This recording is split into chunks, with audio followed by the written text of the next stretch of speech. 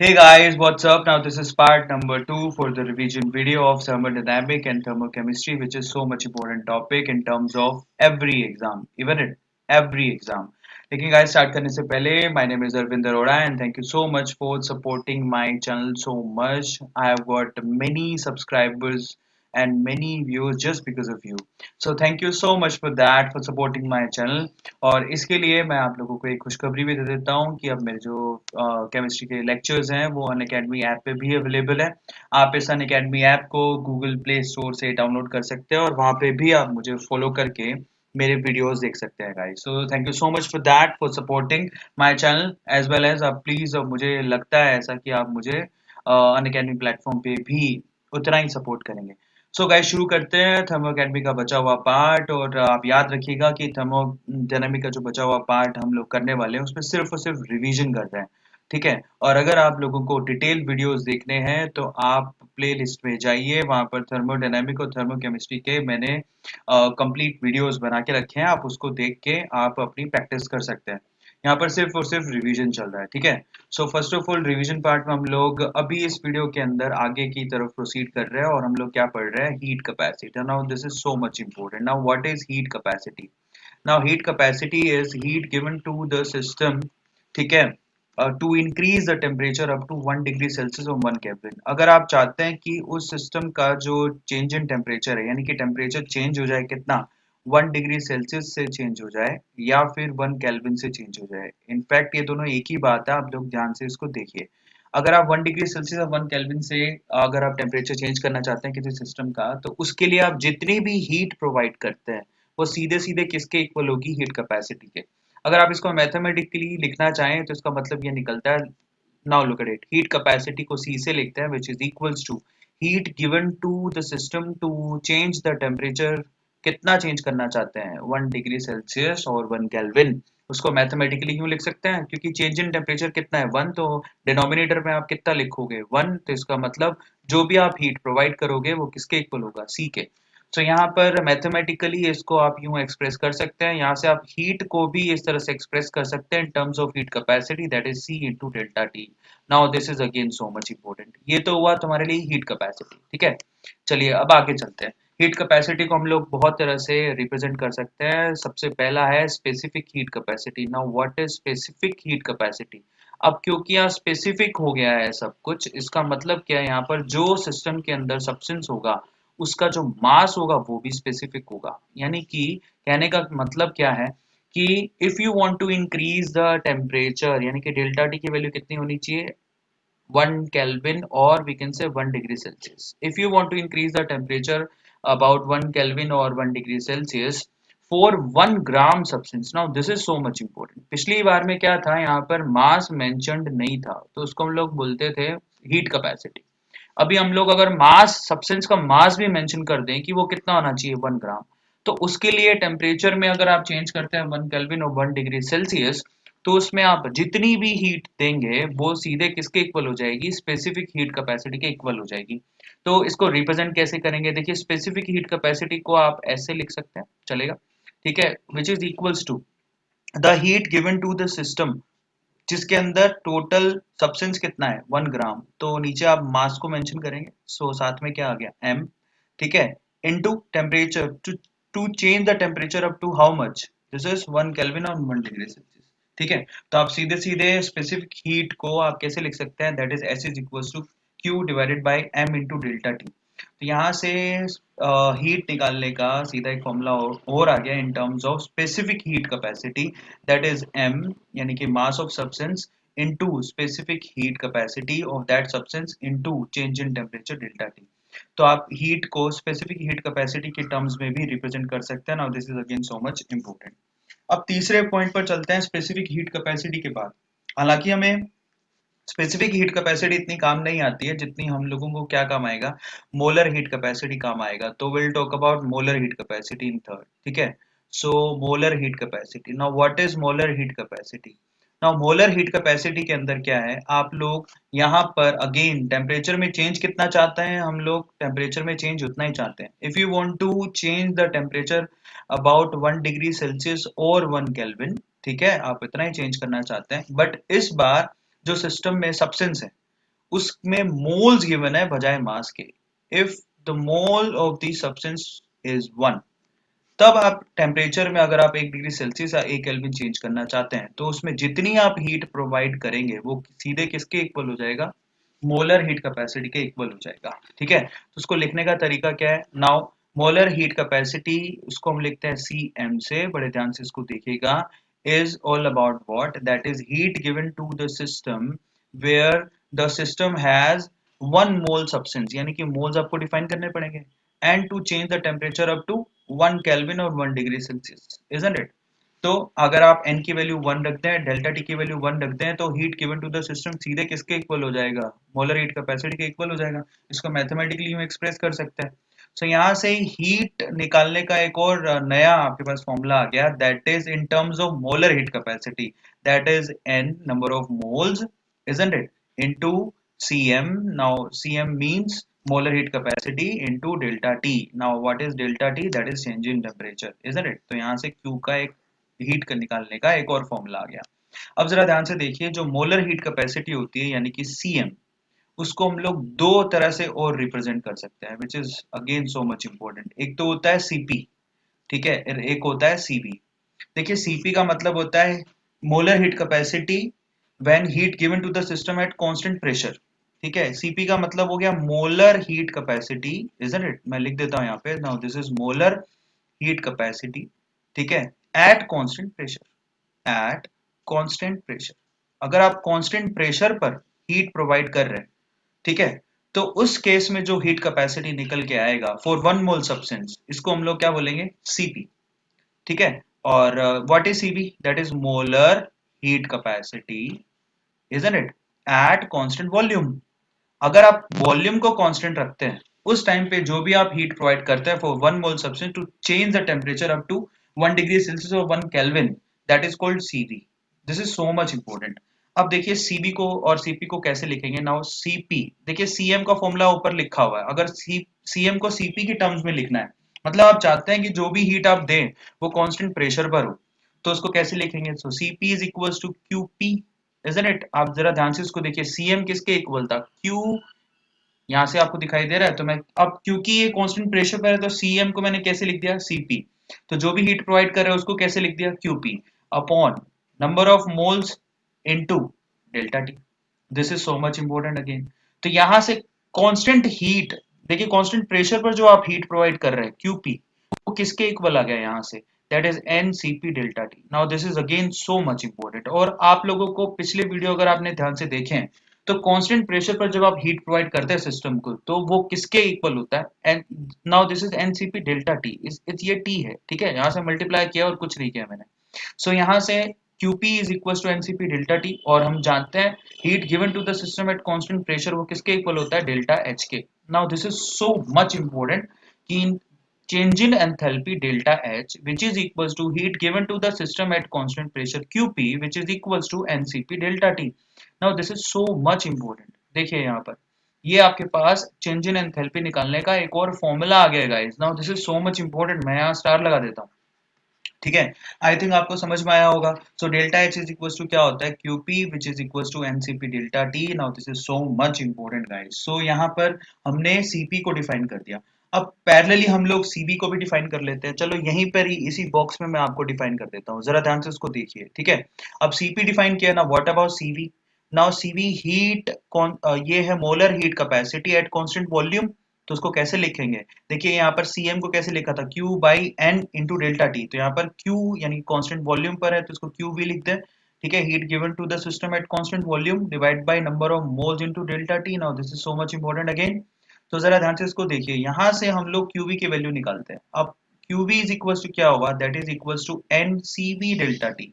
अब आप पिछली वीडियो पर जाके देखिए, बहुत इंपॉर्टेंट है, पार्ट नंबर 1 में मैंने आपसे कहा था कि heat given to the system at constant volume is equals to how much, this is equals to delta U change in internal energy. तो यहाँ पर सो मच इंपॉर्टेंट आपके पास डेल्टा यू का एक फॉर्मूला और आ गया। चेंज इन इंटरनल एनर्जी को कैलकुलेट करने का फॉर्मूला क्या होगा? That is NCV delta T, heat given to the system at constant volume. That is so much important guys. So delta H और डेल्टा यू की वैल्यूज आपको मिल गए यहाँ से in terms of heat capacities. This is so much important. आगे बढ़ने से पहले इसको जरा ध्यान से नोट डाउन कर लीजिए, ठीक है। अब हम चलते हैं आगे। ये जो पूरा वीडियो बहुत ज्यादा इंपॉर्टेंट है क्योंकि सारे सारे जो टॉपिक है वो हॉट टॉपिक्स है। अब चलते हैं हम लोग आगे। इसके बाद हम लोग करेंगे क्या? इसके बाद हम लोग प्रोसेसेस को समझेंगे। तो केमिस्ट्री के अंदर जो प्रोसेस होता है उसका मतलब क्या होता है? फर्स्ट ऑफ ऑल तो उसको हम लोग समझे। प्रोसेस का मतलब होता है, जरा ध्यान से इसको समझिए। प्रोसेस देखिए क्या होता है। नाउ सपोज कोई सिस्टम स्टेट 1 पर है, ठीक है। अब वो कहाँ जाना चाहता है? स्टेट 2 पे जाना चाहता है। स्टेट 1 से स्टेट 2 जाने का मतलब क्या होगा? कि कोई भी एक वेरिएबल पैरामीटर उसका चेंज हो जाए। मतलब स्टेट 1 पे अगर मैं बोलता हूँ कि उसका प्रेशर P1 है, वॉल्यूम V1 है, टेम्परेचर T1 है, और यहाँ पर मैंने किसी ना किसी तरह से प्रेशर तो खैर P1 ही रहा, वॉल्यूम भी V1 रहा, लेकिन टेम्परेचर चेंज होकर T2 हो गया। तो जरा ध्यान से इसको देखिए। इस तरह से अगर कोई वेरिएबल चेंज हो जाता है और उसके लिए मैं जो भी करता हूँ उसको हम लोग क्या कहते हैं? बेसिकली प्रोसेस कहते हैं। कई बार पूछते हैं प्रोसेस का मतलब क्या होता है। स्टेट 1 से स्टेट 2 पर जाने के लिए आप जो भी यहाँ पर करते हैं उसको हम लोग प्रोसेस के नाम से जानते हैं केमिस्ट्री के अंदर। मतलब उसके अंदर आपके जो वेरिएबल होते हैं बेसिकली सिस्टम के, वो चेंज हो जाता है। उसमें से कोई भी, इवन तीनों भी हो सकते हैं, it's not at all a big deal. यहाँ पर मैंने टेम्परेचर के टर्म्स में बोला, उसको हम लोग प्रोसेस कहते हैं। अब जरा ध्यान से देखिए, प्रोसेस चार तरह के होते हैं। पहला जो प्रोसेस है वो होता है आइसोथर्मल प्रोसेस। आइसोथर्मल प्रोसेस का मतलब ये हो गया, थर्मल मतलब सीधे सीधे टेम्परेचर से है। सो आइसोथर्मल प्रोसेस का मतलब ये होता है कि जो टेम्परेचर इनिशियल है वही टेम्परेचर क्या है? फाइनली है। अगर इनिशियल और फाइनल टेम्परेचर सेम रहे, यानी कि डेल्टा टी टेंड टू क्या हो? जीरो, तो ऐसे प्रोसेस को हम लोग क्या बोलते हैं? ऐसे प्रोसेस को हम लोग आइसोथर्मल प्रोसेस में काउंट करते हैं। मतलब टेम्परेचर चेंज नहीं हो रहा, प्रेशर और वॉल्यूम में से कुछ भी चेंज हो रहा है, तो उसको हम लोग आइसोथर्मल प्रोसेस में काउंट करते हैं। दूसरा प्रोसेस होता है आइसो बारिक प्रोसेस। आइसोबारिक, जरा ध्यान से इसको देखिए। आइसोबारिक प्रोसेस, बार किसकी यूनिट होती है? प्रेशर की। इसका मतलब क्या है? आइसोबारिक प्रोसेस वो होता है जिसमें इनिशियल प्रेशर और फाइनल प्रेशर सेम होता है। मतलब प्रेशर को आपने कांस्टेंट रखा है, इसका मतलब delta P is equal to how much? Zero. तीसरा जो प्रोसेस है वो होता है isochoric process. Isochoric process, choric. Now this is again so much important. Isochoric का मतलब क्या हो गया? बेसिकली यहाँ पर जो इनिशियल वॉल्यूम है और जो फाइनल वॉल्यूम है वो दोनों सेम है। इसका मतलब डेल्टा वी टेन टू क्या हो गया? जीरो। अब delta V tend to zero, तो यहाँ पर एक चीज तो क्लियर है कि यहाँ पर आइसोकोरिक प्रोसेस में वर्क डन कितना होता है? जीरो, क्योंकि वर्क डन का मतलब क्या होता है? Change in volume. यानी कि वर्क डन का फॉर्मूला आपने पिछली बार भी देखा था, वो क्या था? Minus of P delta we, ठीक है। तो यहाँ पर तो वॉल्यूम में चेंज ही नहीं आ रहा, वॉल्यूम में चेंज जीरो है, इसका मतलब वर्क डन क्या होगा? जीरो। एक चीज तो मैंने यहीं पर बता दिया आपको, आइसोकोरिक प्रोसेस के लिए हमेशा वर्क डन कितना होता है? जीरो होता है। अब चलते हैं next, fourth. Now again so much important, adiabatic. So चौथा जो प्रोसेस है वो है adiabatic. Now what is adiabatic? ठीक है। सो एडियाबैटिक प्रोसेस वो होता है जहां पर heat exchange between the system and surrounding is zero. Now this is so much important, ठीक है। एडियाबैटिक प्रोसेस वो होता है जहां पर heat exchange between the system and surrounding is zero. Q की वैल्यू जीरो होती है, ये आप लोगों को ध्यान रखना है। तो ये तो हमारे प्रोसेसेस हो गए इन टर्म्स ऑफ देयर वेरिएबल्स, ठीक है। अब दो तरह के और प्रोसेस होते हैं which is again so much important, और उन प्रोसेसेस का नाम क्या है? उन प्रोसेसेस का नाम है, एक का नाम है रिवर्सिबल, दूसरे का नाम है इरिवर्सिबल। नाउ हम लोगों को ये देखना है कि रिवर्सिबल और इरिवर्सिबल प्रोसेस में बेसिकली फर्क क्या होता है, ठीक है। ये हमें जानना जरूरी है, क्योंकि इसके बाद ही आप लोग बाकी चीजें आगे की चीजें जो है समझ पाएंगे। Now what is the difference between reversible and irreversible? ठीक है, जरा ध्यान से उसको समझ ले हम लोग, ठीक है। तो चलिए शुरू करते हैं ना। What is reversible and irreversible process? Basically जो स्टूडेंट है वो रिवर्सिबल का मतलब समझते हैं जो फॉरवर्ड और बैकवर्ड दोनों डायरेक्शन में जाए, और इरिवर्सिबल का मतलब जो सिर्फ फॉरवर्ड डायरेक्शन में जाए, यूनिडायरेक्शनल हो, मतलब सिर्फ ये। और रिवर्सिबल का मतलब हो गया कि जो जो दोनों डायरेक्शन में जाए, अप फॉरवर्ड एंड बैकवर्ड। लेकिन ऐसा नहीं है गाइस, हम लोग थर्मोडायनेमिक में इसको डिफरेंटली समझेंगे।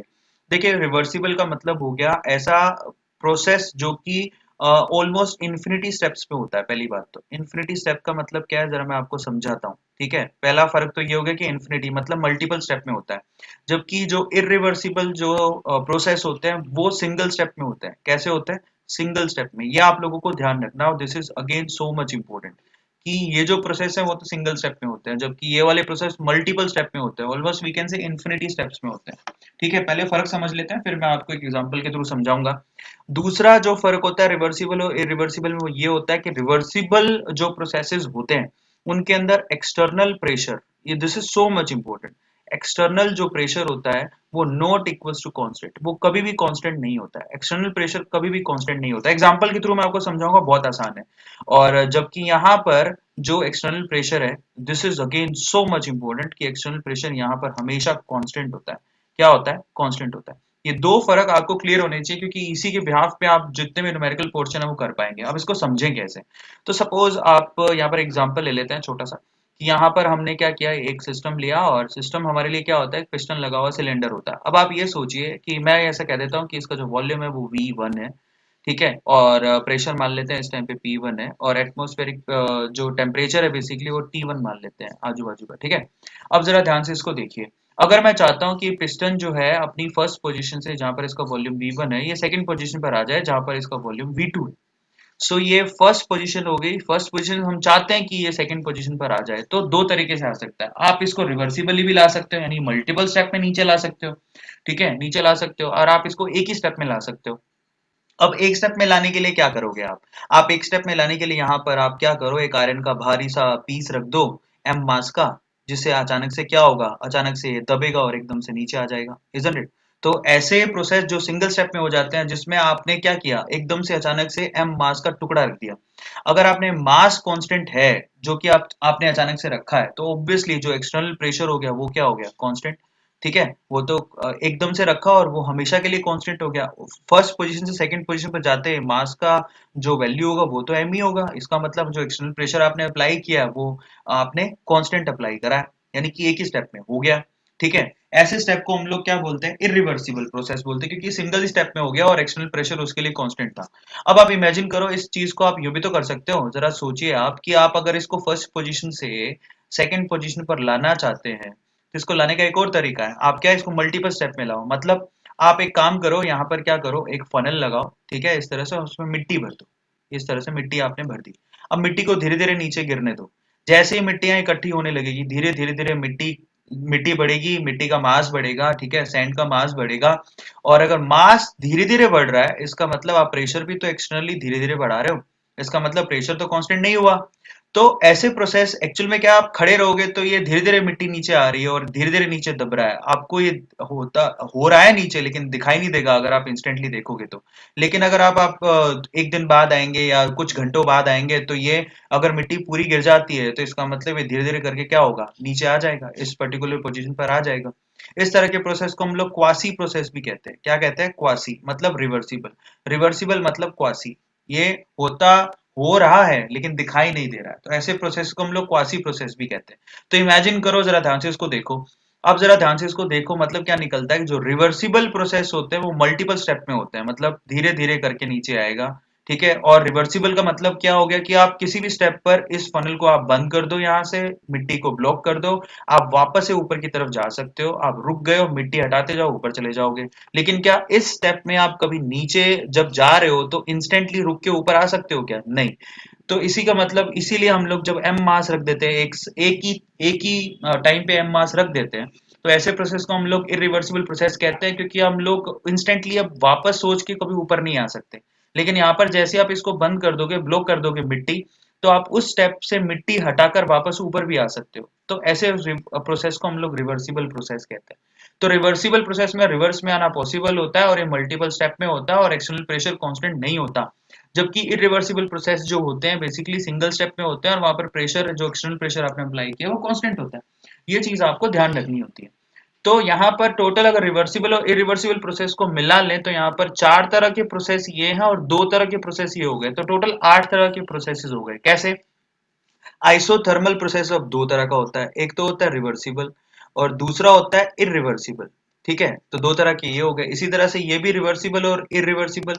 और इसी तरह से ये वाला प्रोसेस भी रिवर्सिबल होता है और इरिवर्सिबल होता है, और ये वाला प्रोसेस भी रिवर्सिबल होता है और इरिवर्सिबल होता है। तो टोटल 8 तरह के प्रोसेसेस हो गए। उसी के लिए हम लोगों को वर्क डन के फॉर्मूले देखने हैं। तो मैं आपको सीधे वर्क डन के फॉर्मूले बताऊंगा, बड़े ध्यान से उसको देखिएगा।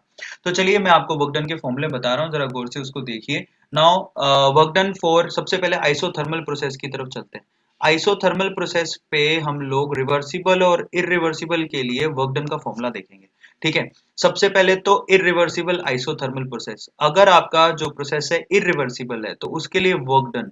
तो मैंने आपको पहले ही कहा कि इरिवर्सिबल प्रोसेस में जो प्रेशर होता है वो क्या होता है, एक्सटर्नल प्रेशर तो कांस्टेंट होता है। इसका मतलब हम वर्क डन तो सीधे ही लिख सकते हो, आप सिर्फ वॉल्यूम में चेंज आएगा तो एक्सटर्नल प्रेशर तो कांस्टेंट है, पी एक्सटर्नल वो कांस्टेंट है, और साथ में क्या लगाना है आपको, डेल्टा भी, सिर्फ वॉल्यूम में चेंज आएगा। तो इरिवर्सिबल आइसोथर्मल प्रोसेस में तो वर्क डन का फॉर्मूला बहुत ही सिंपल है, क्योंकि प्रेशर कांस्टेंट होता है। ठीक है, लेकिन अगर हम लोग रिवर्सिबल के लिए, आइसोथर्मल प्रोसेस के लिए अगर आप फॉर्मूला देखें तो हमको पता है कि रिवर्सिबल में एक्सटर्नल प्रेशर कांस्टेंट नहीं होता है। ठीक है, तो ये तो कांस्टेंट नहीं होता है और कंटिन्यूसली चेंज होते रहता है। तो अगर इसके लिए हम लोगों को वर्क डन का फॉर्मूला देखना है, जो कि मैंने अपने जो डिटेल्ड वीडियोस हैं उनमें मैंने इनको क्या कर रखा है, बेसिकली एक्सप्लेन कर रखा है कैसे आता है। तो मैं आपको सीधे यहाँ पर फॉर्मूला बता रहा हूँ। तो यहाँ पर इरिवर्सिबल आइसोथर्मल प्रोसेस का जो वर्क डन का फॉर्मूला होता है minus P external delta we, लेकिन रिवर्सिबल आइसोथर्मल प्रोसेस का अगर फॉर्मूला अगर आप लोगों को देखना है, विच इज दिस, तो वो फॉर्मूला होता है minus of N R T, ठीक है, L N of V two by V one. Now this is so much important. ठीक है, V two by V one, यानी कि इसको आप यूं भी लिख सकते हो, वी टू का मतलब हो गया फाइनल वॉल्यूम और V1 का मतलब हो गया इनिशियल वॉल्यूम। आप इस फॉर्मूले को यूं भी लिख सकते हो in terms of pressure, W is equals to minus of N R T, क्योंकि यहाँ पर बेसिकली हो क्या रहा है, प्रेशर भी चेंज हो रहा है। तो यहाँ पर हम लोग सब जानते हैं किसी भी गैस के लिए P1 V1 किसके इक्वल होता है, P2 V2 के इक्वल होता है। ठीक है, तो यहाँ से अगर हम निकालें कि V2 बाई V1 किसके इक्वल होगा, तो V2 by V1 P1 upon P2 के इक्वल होगा। सही है, P1 अपॉन P2 के इक्वल होगा। तो यहाँ पर ln ऑफ क्या लिखूंगा, P1 अपॉन P2। ठीक है, यह बड़ा इंपॉर्टेंट है, जरा ध्यान से उसको देखिए, P1 अपॉन P2। तो यहाँ पर P1 का मतलब क्या हो गया, इनिशियल प्रेशर, और P2 का मतलब क्या हो गया, फाइनल प्रेशर। आप इसको इस टर्म में लिख सकते हैं। सो ये हमारे पास फॉर्मूले हो गए, मैं फिर से बता देता हूँ। आइसोथर्मल इरिवर्सिबल प्रोसेस में प्रेशर कांस्टेंट होता है तो minus P external delta we, और रिवर्सिबल के अंदर क्योंकि प्रेशर कांस्टेंट नहीं होता है तो यहाँ पर लोगरिथमिक टर्म्स आ रही हैं, जरा चेक कीजिए, इन फॉर्मूले को आप लोगों को याद करना है। ठीक है, अब हम चलते हैं नेक्स्ट जो प्रोसेस है एडियाबैटिक। चलो सबसे पहले एडियाबैटिक प्रोसेस की तरफ चलते हैं। एडियाबैटिक प्रोसेस के लिए क्या होगा वर्क डन का फॉर्मूला, एडियाबैटिक प्रोसेस जो होता है बेसिकली, जिसके अंदर क्यू का वैल्यू क्या होता है, बेसिकली जीरो होता है। तो जरा ध्यान से उसको देखिए, एडियाबैटिक प्रोसेस में चल रहे हैं। सो एडियाबैटिक प्रोसेस जिसके अंदर Q की वैल्यू जीरो होती है, उसके लिए जो वर्क डन का फॉर्मूला निकल के आता है, which is again so much important, क्योंकि Q का वैल्यू जीरो होता है तो हमको पता है कि जो वर्क डन होगा सीधे सीधे वो किसके इक्वल होगा, चेंज इन इंटरनल एनर्जी, जो हम कैसे लिखते हैं, that is N C V delta T से लिखते हैं। और अगर आप लोगों को पता है, क्योंकि वर्क डन सीधे चेंज इन इंटरनल एनर्जी के इक्वल होगा, एनसीवी डेल्टा टी उसको लिखते हैं। तो उसको डिफाइन कैसे करते हैं, देखिए बहुत सिंपल है, work done in adiabatic process is equals to, that is P2 V2 which is so much important, minus P1 V1, ठीक है, upon gamma minus one. Now this is so much important. अब आप ये देखिए हमारे लिए कुछ नई टर्म्स आ गई, आप इसको यूं भी लिख सकते हैं, डेल्टा ऑफ पीवी, यानी कि प्रेशर और वॉल्यूम दोनों चेंज हो रहे हैं, ठीक है, upon gamma minus one. Now what is gamma, now this is Poisson's ratio. Gamma हम लोग लिखते हैं सीपी बाई सीपी। सीपी मतलब heat, molar heat capacity at constant pressure, CV का मतलब क्या होता है, molar heat capacity at constant volume. तो दो रिलेशन मैं आपको और बता देता हूँ, गामा का मतलब क्या होता है, सीपी बाई सीवी, और सीपी माइनस सीवी, अगर आप इन दोनों का डिफरेंस लेना चाहें तो किसके इक्वल होता है, आर के। Now this is so much important, CP minus CV R के इक्वल होता है, सीपी बाई सीवी गामा के इक्वल होता है। और एक और चीज बता देता हूँ, सीवी बाय आर, आप यहाँ से क्या करो, यहाँ से सीपी का वैल्यू निकाल लो, यहाँ से सीपी का वैल्यू क्या होगा, गामा इंटू सीवी। तो यहाँ सीवी बाई आर की वैल्यू जब आप निकालोगे तो one upon gamma minus one आएगा, जो इस फॉर्मूले में इस्तेमाल भी हुआ जब आप इसको ड्राइव करोगे। ये सवाल बहुत बार सीधे ही पूछ लिया गया है, सीवी बाय आर जो है वो basically one upon gamma minus one के इक्वल होता है, और वो यहाँ पर इस्तेमाल भी हुआ है। ये एडियाबैटिक प्रोसेस के लिए वर्क डन का फॉर्मूला हो गया। ठीक है, डिटेल देखना चाहे तो वीडियो में देख सकते हैं। अब आपसे कोई पूछे कि चलो एडियाबैटिक प्रोसेस का हो गया ना, व्हाट अबाउट आइसोबारिक प्रोसेस, तो आइसोबारिक प्रोसेस तो सीधे सीधे ही बता रहा है, आइसोबारिक प्रोसेस में तो प्रेशर कांस्टेंट होगा, delta P is equal to zero, तो प्रेशर कांस्टेंट है। तो प्रेशर कांस्टेंट के लिए तो वर्क डन आप सीधे लिख सकते हैं, work done is equal to क्या होगा, माइनस ऑफ पी, क्योंकि प्रेशर आपका ऑलरेडी कांस्टेंट है, पी एक्सटर्नल, साथ में क्या लिखेंगे आप, डेल्टा वी। आइसोबारिक प्रोसेस के लिए तो आसानी है। नाउ लास्ट रह गया isochoric process. Now isochoric process में हम लोग सब जानते हैं कि आइसोकोरिक प्रोसेस में delta V tend to zero होता है। तो आइसोकोरिक प्रोसेस में तो वर्क डन हमेशा ही क्या होगा, जीरो, चाहे वो रिवर्सिबल हो चाहे वो इरिवर्सिबल हो। ठीक है, तो कोई टेंशन ही नहीं है। तो ये it's all about work done, I think आपको समझ में आया होगा। अब हम इससे आगे चलते हैं, वर्क डन से आगे। ठीक है, अब हमारे लिए जो इसके बाद जो हॉट टॉपिक रहता है वो होता है स्पॉन्टेनिटी क्राइटेरिया। उसको हम लोग फटाफट से खत्म कर लेते हैं और ये हमारा लास्ट टॉपिक भी है। Now what about spontaneity criteria. Spontaneity criteria का मतलब क्या है? स्पॉन्टेनिटी क्राइटेरिया का मतलब होता है कि कोई इवेंट जो है कब स्पॉन्टेनियस होगा और कब नहीं होगा। Now this is so much important. Now spontaneity के लिए हम लोगों को काफी चीजें देखनी पड़ती है, लेकिन मैं आपको शॉर्ट में बताता हूँ। फर्स्ट ऑफ ऑल कहते हैं ऐसा कि कोई इवेंट तब स्पॉन्टेनियस होता है जब एंथैल्पी, चेंज इन एंथैल्पी कैसी हो, नेगेटिव। देखिए, चेंज इन एंथैल्पी नेगेटिव का मतलब क्या है कि वो जो स्पीसी है वो अपनी एनर्जी को कम कर रही है, या सब्सटेंस अपनी एनर्जी को कम कर रहा है। एनर्जी कम करने का मतलब ये हो गया ना कि वो अपने अंदर से एनर्जी को बाहर निकाल रहा है, तभी तो डेल्टा एच का वैल्यू नेगेटिव है। इसका मतलब कहीं एनर्जी कम करने का मतलब, या डेल्टा एच का वैल्यू नेगेटिव है, उसका मतलब क्या होता है कि जो केमिकल रिएक्शन है वो कैसी है, एक्सोथर्मिक है। यही तो मतलब हुआ, एक्सोथर्मिक है। Now this is so much important. ठीक है, तो जरा ध्यान से इसको देखिए। कोई ऐसा कहते हैं कि जब डेल्टा एच की वैल्यू नेगेटिव होती है तो सब्सटेंस अपनी एनर्जी को कम कर रहा होता है। सबसे अपनी एनर्जी को कम कर रहा होता है, इसका मतलब अपनी स्टेबिलिटी को बढ़ा रहा होता है। तो ऐसा इनिशियली कहा गया कि अगर डेल्टा एच का वैल्यू नेगेटिव हो, यानी कि कोई रिएक्शन एक्सोथर्मिक हो, तो वो स्पॉन्टेनियस होती है। लेकिन ऐसा कोई जरूरी नहीं है। ठीक है, ऐसे बहुत सारे आपको एग्जांपल मिल जाएंगे जो एंडोथर्मिक है फिर भी स्पॉन्टेनियस है। तो ये कंप्लीटली डिफाइन नहीं करता स्पॉन्टेनिटी को, लेकिन होता है ऐसा कि एक्सोथर्मिक जो रिएक्शंस होती है वो जनरली स्पॉन्टेनियस होती है। सेकंड क्राइटेरिया हमें देखना पड़ता है किसका, चेंज इन एंट्रोपी का। ऐसे बहुत सारे इवेंट देखे गए हैं जिसमें जो रिएक्शंस है वो एंडोथर्मिक है, यानी कि आपको हीट देना पड़ता है, उसके बावजूद भी वो होती है। उसका रीजन है कि उनकी फ्रीडम बढ़ रही होती है। फ्रीडम का मतलब entropy. Now this is so much important. ये एक थर्मोडायनेमिक टर्म है जिसको एंट्रोपी बोलते हैं। एंट्रोपी का मतलब होता है फ्रीडम। अगर किसी इवेंट में सब्सटेंस की फ्रीडम बढ़ रही हो, फ्रीडम का मतलब, फ्रीडम देखो, सॉलिड टू लिक्विड जाओगे तो मॉलिक्यूल्स का फ्रीडम बढ़ा, लिक्विड टू गैस जाओगे तो फ्रीडम और बढ़ गया। तो मतलब ये है कि अगर किसी इवेंट में सब्सटेंस का एंट्रोपी या फ्रीडम बढ़ रहा होता है तो वो इवेंट स्पॉन्टेनियस होता है। तो कहने का मतलब हो गया डेल्टा एस का वैल्यू मस्ट बी पॉजिटिव। तो देखिए यहाँ पर दो हमारे पास क्राइटेरिया निकल के आ गए कि डेल्टा एच का वैल्यू नेगेटिव होना चाहिए, ठीक है, और डेल्टा एस का वैल्यू पॉजिटिव होना चाहिए, तो वो इवेंट क्या होगा, स्पॉन्टेनियस होगा। लेकिन अब देखिए जरा ध्यान से, बहुत इंपॉर्टेंट है, यहाँ पर एक तीसरी टर्म लेकर आए जिससे हम सीधे डिफाइन कर सकते हैं स्पॉन्टेनिटी क्राइटेरिया को, वो होता है Gibbs free energy, delta G. और delta G is equal to क्या होता है, delta H minus T delta S. अब इस कॉन्सेप्ट को भी मैंने बड़े अच्छे से समझाया हुआ है, आप वीडियो में जाके देखिए कि उसमें एनर्जी चेंज क्या होता है। दैट इज टोटल एनर्जी में से आपकी फ्रीडम वाली एनर्जी को माइनस कर दो, तो जो अवेलेबल एनर्जी है उसको हम लोग गिब्स एनर्जी कहते हैं, और उससे हम बड़े आसानी से स्पॉन्टेनिटी क्राइटेरिया को डिफाइन कर सकते हैं। And according to Gibbs, spontaneous event कौन से होते हैं? स्पॉन्टेनियस इवेंट वो होते हैं जहां पर गिब्स फ्री एनर्जी चेंज कैसा हो, लेस देन जीरो। बहुत इंपॉर्टेंट है, यानी कि नेगेटिव। ठीक है, आपको समझ में आ रहा है? अगर कोई इवेंट में गिव्स to energy change less than zero यानी कि नेगेटिव होगा तो वो स्पॉन्टेनियस होगा।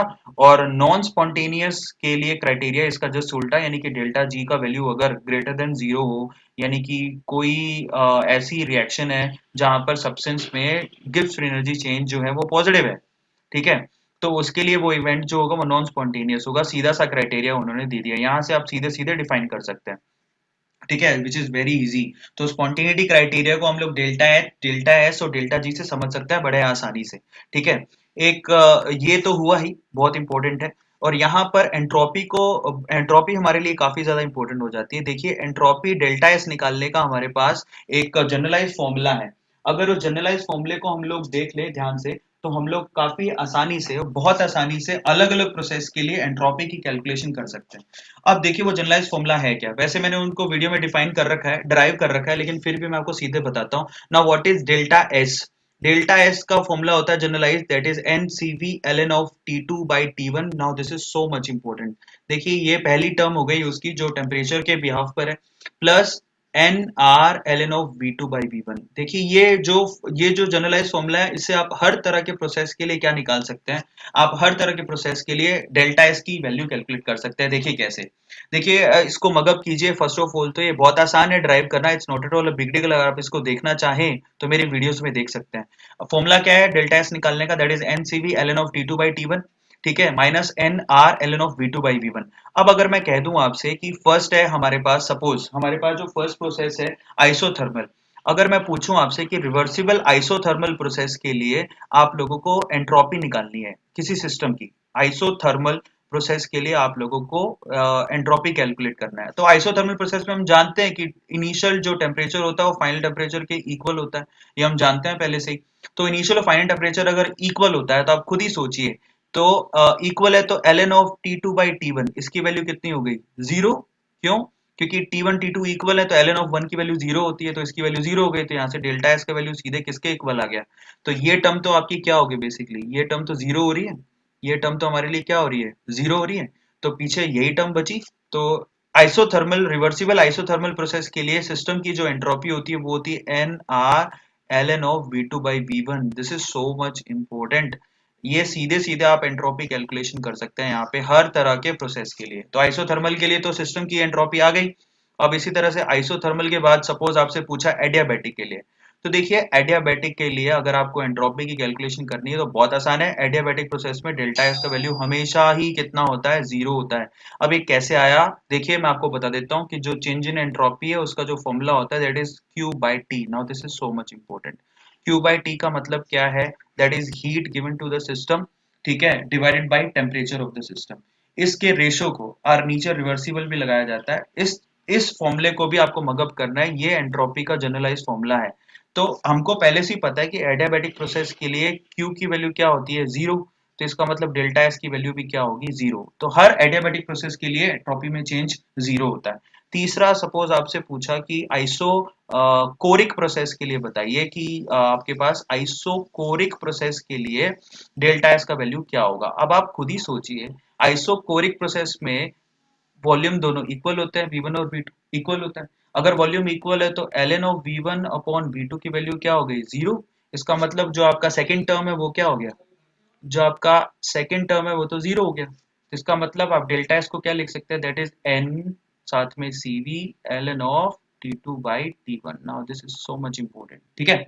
तो आप इस तरह से आप इसको डिफाइन कर सकते हैं। चलिए जो फोर्थ वाला जो हमारे पास प्रोसेस है वो कौन सा वाला होता है, दैट इज आइसोबारिक। सो अगर आपसे कोई पूछे कि आइसोबारिक प्रोसेस के लिए अगर हमें डेल्टा एस का वैल्यू निकालना है तो कैसे निकालेंगे, तो अब हमको पहले से पता है। देखिए जरा ध्यान से, नाउ लुक एट इट। अब आपने आइसोकोरिक प्रोसेस के लिए हम लोग जानते हैं कि V2 is equal to V1 होता है। यहाँ पर आइसोबारिक प्रोसेस के लिए क्या होगा, P2 इज इक्वल टू क्या होगा, P1, यही तो होगा। तो यहाँ पर जरा ध्यान से देखिए, किसी भी गैस के लिए हम जानते हैं कि P1 V1 is equal to क्या होता है, P2 V2।